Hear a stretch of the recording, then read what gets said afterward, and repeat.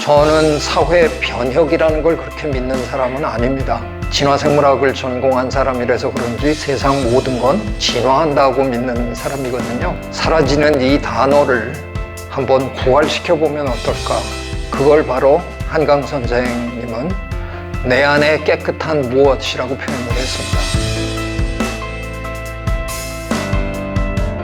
네, TV에서 양심냉장고라는 프로그램 보셨던 기억이 있으십니까? 네, 한 절반 정도 되네요. 1996년에 MBC에서 했던 예능 프로그램입니다. 정지선을 지키는 차를 기다리는 그런 프로그램이었잖아요. 처음 시작할 때. 그 당시에는 우리나라의 교통사고로 인해서 사망하는 분들이 10,000명이 넘던 시절입니다. 안 지키는 거죠.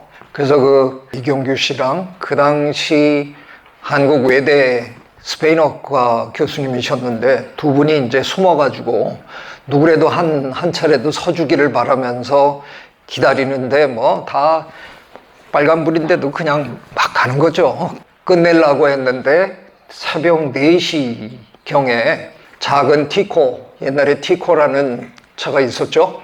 네, 이것도 또 티코 아세요? 그러고 물으면 이제 절반으로 갈릴 텐데. 네, 티코, 푸른색 티코가 정지선에 딱 멈추는 거였어요.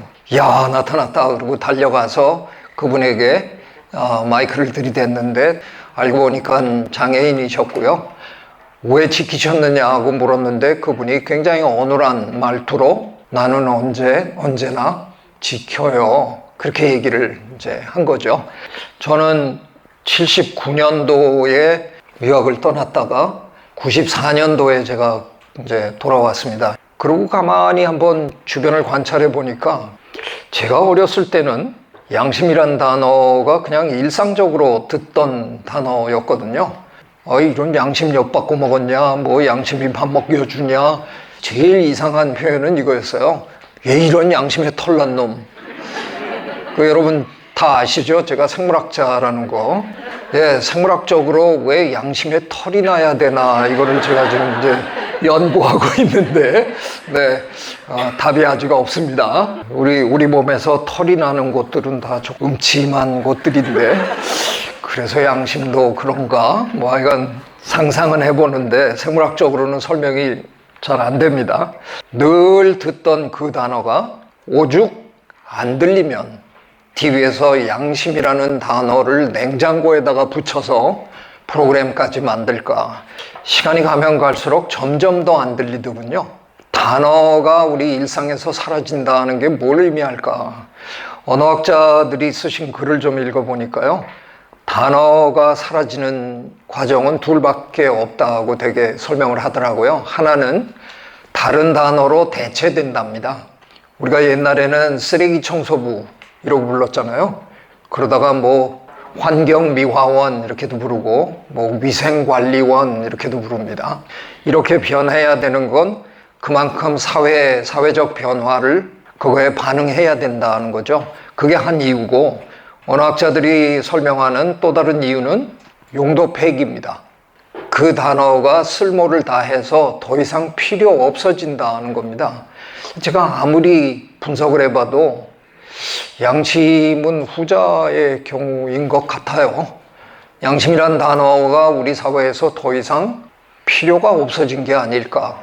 필요 없어졌다는 게 실질적으로 무슨 뜻일까? 제가 관찰해 보니까 양심적으로 굳이 살아야 될 필요가 없는 사회가 돼버린 거고, 조금 더 심하게 얘기를 하면 양심적으로 살아본들 남는 게 별로 없고 비양심적으로 사는 사람들이 오히려 더 편안하게 잘 사시는 것 같고, 비양심적으로 행동하면서 양심적으로 행동하는 사람을 약간 비웃는 것 같은, 이건 좀 아닌 것 같다라는 생각이 자꾸 들기 시작했습니다.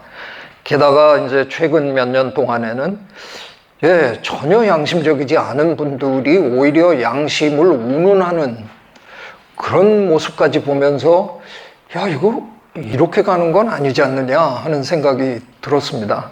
그러던 어느 날 저에게 뭐 굉장한 영예로운 일이 한번 있었거든요. 서울대 졸업식 축사를 해달라고 수학 분야의 노벨상이라고 불리는 필드스 메달을 받으신 우리나라 분이 계셨죠. 허준희 교수님, 지금 미국에서 활약하고 계시는 허준희 교수님이 정확하게 저보다 1년 전에 서울대학 졸업식 축사를 하셨습니다. 근데 그 축사가 참 기가 막히게 멋있었습니다. 정말 아름다운 축사를 하셨거든요. 정확하게 1년 후에 제가 해야 되는데 이거 굉장히 쪼들리더라고요. 뜻밖의 허준희 교수님 졸업식 축사만큼은 아니었어도 제법 화제가 됐습니다. 왜 그랬을까를 제가 생각해 보니까 우리 사회가 뭔가 양심 또는 그런 비슷한 개념 그런 거에 목말라 있었던 것 같아요. 저 축사에서 수학 공식을 하나 제안을 했습니다. 공평 플러스 양심 이퀄 공정이다. 이렇게 한번 해봤어요. 제가 제 후배들에게 이런 얘기를 한 겁니다. 여러분의 선배들, 지금 우리 사회를 이끌고 있는 여러분의 선배들 중에는 공정을 되게 강조하는 분들이 많다. 정말 그런 얘기를 하고 있는 여러분의 선배들이 정말 행동도 공정하게 하고 있느냐?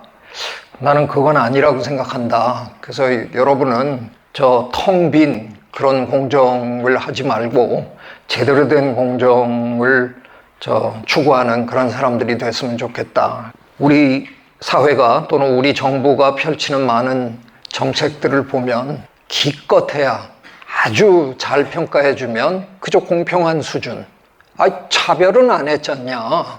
그리고 그냥 해주는 그런 수준인데 차별하지 않았다고 해서 모두가 다 골고루 혜택을 받느냐? 그 다른 문제잖아요.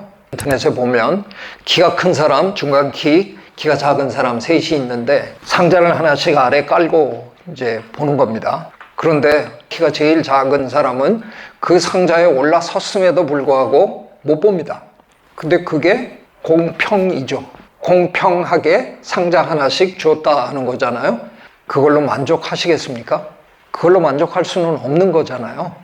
결과를 놓고 보면 더 좋은 공평이 있을 거 아니냐 이거죠. 만약 이 키 큰 사람이 저쪽 사람 보니까 못 봐요.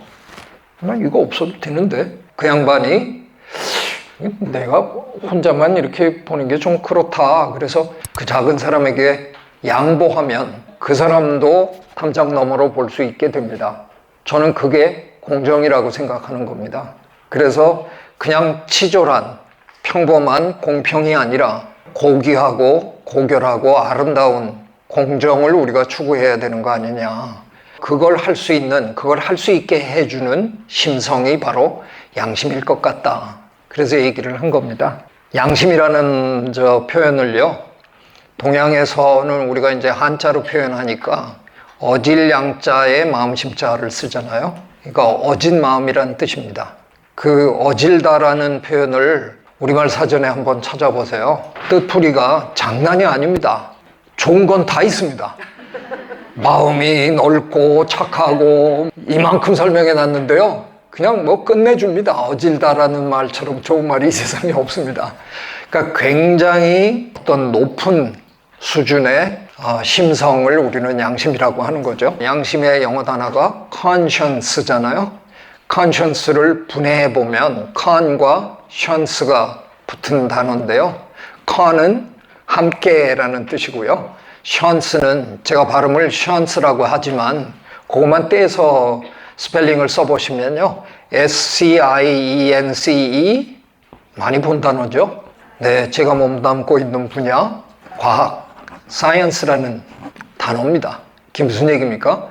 과학, 지식, 탐구, 지혜 이런 거를 얘기하는 거죠. 근데 그게 혼자 하는 게 아니라 함께 공유하는 지식, 함께 알아가는 과정 이런 걸 얘기하는 겁니다.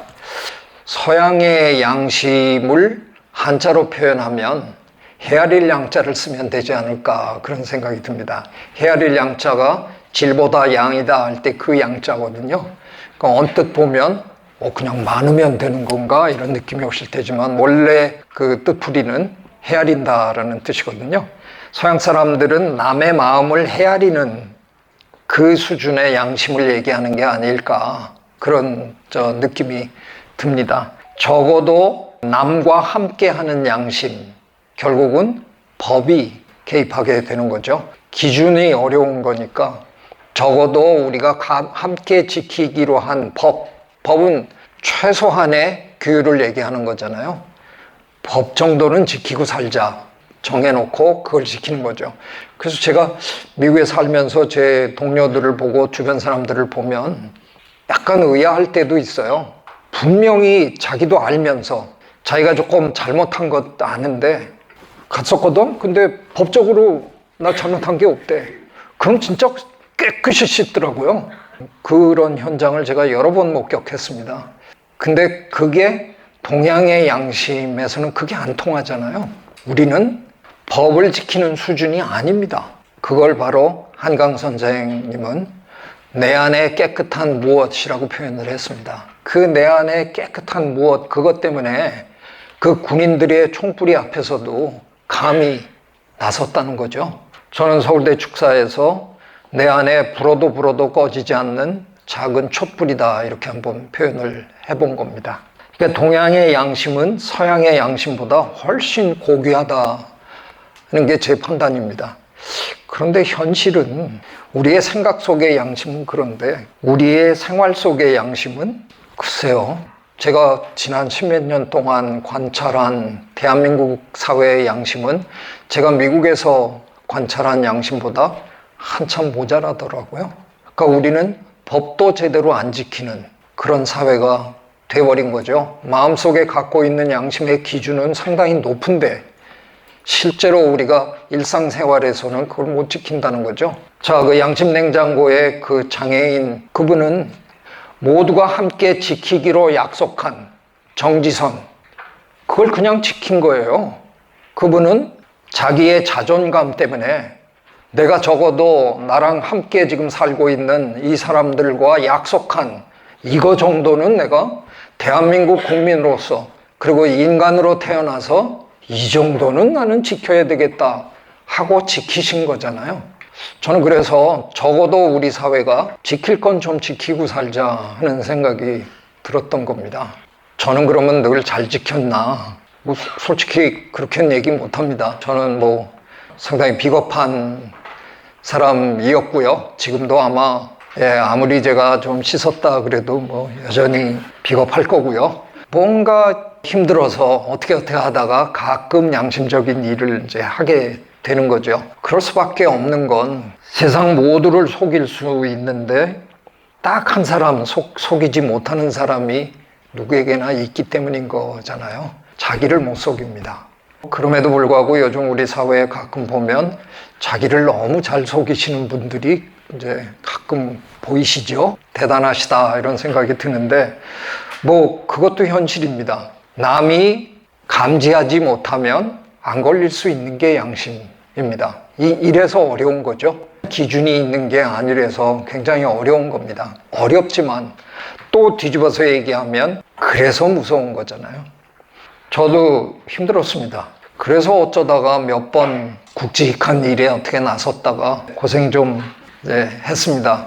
호주제 폐지 거기에 어떻게 또 잘못 끼어들어가지고 저 전화 테러에 별의별 거를 다 당했고요. 성적인 이런 테러도 한번 당했고 참 이게 저도 이해하기 힘든 아이러니입니다. 저처럼 비겁한 놈이 어쩌다가 그런데 나대다가 그 고생을 했을까? 그러면 앞으로 남은 제 생애에서도 또 그럴까? 저 잘 모릅니다. 일단은 숨을 거라는 걸 전 분명히 고백하고요. 숨어 있는데 뭔가 마음속에서 불편한 때문에 어쩌면 또 한두 번 더 나대고 살지도 모르겠습니다. 제가 그러면서 이런 책까지 쓰겠다고 겁없이 마음먹은 이유는 뭘까? 저는 저처럼 불편한 마음을 갖는 분들이 많아지셨으면 좋겠다는 생각을 했습니다. 책에는 그런 식으로 표현은 안 했지만 아까 제가 얘기 드린 사람, 세 사람을 생각한다 그러면 제일 키 큰 사람, 그분이 좀 양보해 주면 얼마나 좋아요. 근데 이상하게 요즘 세월이 가면 갈수록 키 큰 분들이 양보를 잘 안 하시네요. 네, 그분들한테 양보하라 그러면 갑자기 그분들이 탄압하지 말아라 이래요. 네, 뭐 우리나라는 아직 그런 분 많지 않지만 미국이나 이 서양의 경우에는 저 부자들에게 세금을 크게 부과하려고 정부가 그러면 그분들 그냥 이민 가세요. 그 할리우드의 유명한 배우들 뭐 이런 배우들 그냥 가버려요. 이게 참 힘들어요. 근데 그분들은 몇 분 안 되시잖아요. 키 큰 사람은. 그러니까 우리 사회를 치면 정말 돈 많고 정말 잘 먹고 잘 사는 사람은 소수입니다. 근데 그분들에 대한 기대는 좀 그냥 조금 접을랍니다. 거기 너무 목매다 보면 이제 변화가 안 일어날 것 같아요. 저는 어느 날부터 가운데 있는 사람을 바라보기 시작했습니다. 그 가운데 상자 하나 위에 올라서 있는 그분은 우리잖아요. 다수가 그분입니다. 그게 평균이니까 가운데잖아요. 우리들 지금 이 방 안에 앉아 계신 여러분 대부분이 가운데 서 있는 분입니다. 저는 이분들이 불편해지셨으면 좋겠다 하는 마음으로 이 책을 썼습니다. 나는 별 상관없습니다. 그러면서 그분들 중에 많은 분들은 아마 이 짓 할 거예요. 이쪽 사람을 계속 째려볼 겁니다. 상자 없어도 볼 수 있는데 그거 참 계속 이럴 거예요. 네, 우리 그러고 살잖아요. 우리 재벌 욕하고 뭐 이러고 우리 그런 짓 합니다. 가운데 있는 분들이 불편해하면서 움직이기 시작하면 저는 세상이 달라질 것 같다는 생각을 하게 된 겁니다. 그래서 일을 어떻게 하면 좋을까 생각해 보다가 사라지는 이 단어를 한번 부활시켜 보면 어떨까. 제가 할 수 있는 일은 어쩌면 책을 쓰고 강의를 통해서 양심이란 단어를 한번 부활시켜 볼 수는 없을까. 제가 아까 설명은 단어가 왜 사라지는가에 대한 설명을 드렸는데 단어가 돌아오는 과정을 하다 보면 사회가 되돌아가는 그런 일도 혹시 벌어지지는 않을까, 뭐 그런 한번 기대감을 갖고 해보고 있습니다. 많은 사람들의 입에서 자꾸 이 단어가 튀어나오다 보면 우리 인간에게는 되먹임 작용이라는 게 있거든요. 영어로 feedback이라고 그러잖아요. 내가 얘기하고 내가 듣잖아요. 남이 얘기하는 것도 내가 듣고 많이 우리들이 얘기하는 이 속에 양심 많이 나오다 보면 조금 달라지지 않을까? 우리들의 행동도 우리들의 사고도 조금씩 변화하지 않을까? 뭐 그런 생각을 하고 저는 사회 변혁이라는 걸 그렇게 믿는 사람은 아닙니다. 진화생물학을 전공한 사람이라서 그런지 세상 모든 건 진화한다고 믿는 사람이거든요. 그래서 하루아침에 눈 뜨고 일어났더니 대한민국이 비양심 국가에서 양심 국가로 갑자기 돌변했다. 뭐 그런 일은 없을 테니까. 근데 양심 떠들고 자꾸 듣고 하다가 보면 어제보다 오늘이 조금 더 양심적이고 내일이 조금 더 양심적인 그런 사회가 될 수는 없을까? 그런 기대감으로 책을 썼고 오늘 여러분 앞에 서서 말씀을 드렸습니다. 경청해 주셔서 고맙습니다.